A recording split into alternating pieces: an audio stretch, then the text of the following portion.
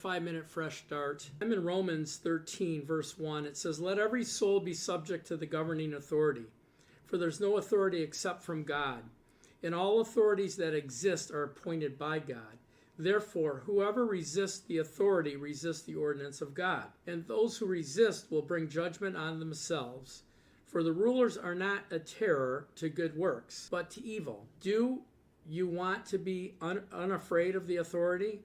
Do what is good, and you will have praise from the same. For he is God's minister to you for good. But if you do evil, be afraid, who does not bear the sword in vain.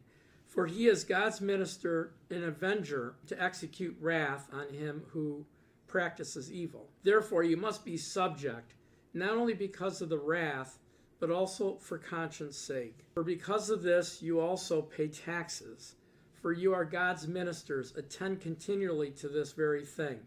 Render therefore to all their due, taxes to whom taxes are due, customs to whom customs are due, fear to whom fear, honor to whom honor. And so here, this is again, where you've been sort of talking about governmental authority.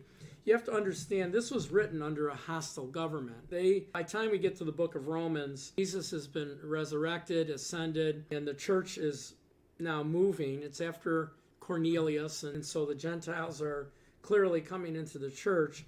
But this is written during a hostile government with hostile leadership. It's even an antichrist government. It will turn into an antichrist government. So we live by the fruit of the Spirit at all times. Love, joy, peace, long-suffering, goodness, gentleness, meekness, self-control, goodness, faithfulness, humbleness is vital. So we have to live the light in the fruit before the world. Matthew 5:43 says, "You have heard it said, you shall love your neighbor and hate your enemy. But I say to you, love your enemy. Bless those who curse you. Do good to those who hate you. Pray for those who spitefully use you and persecute you." So yeah, the idea here is that we're all really the body of Christ in the earth. So all of us should look like Christ. All men and women, as they grow in Christianity, should live in more fruit and more light as they go, which means that we will not be adversarial to anybody.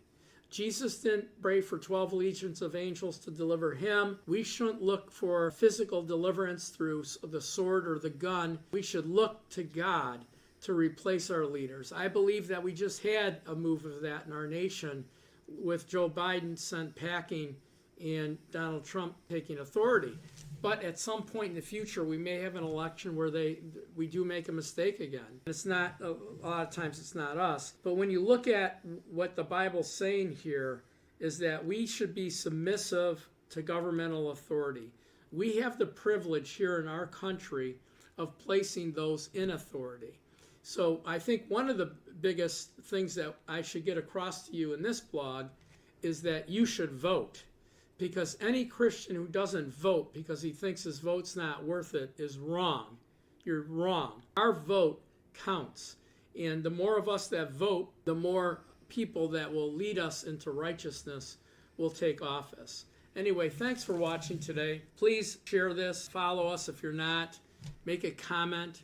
And then also pray about becoming a partner. We produce curriculums, which is anywhere from 6 to 12 one-hour teachings.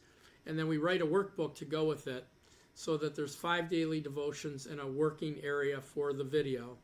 And then we have a teacher's guide. So small groups and community groups can use it. Even individuals can use it. So pray about supporting us in that effort. Anyway, have a great day. Thanks for watching.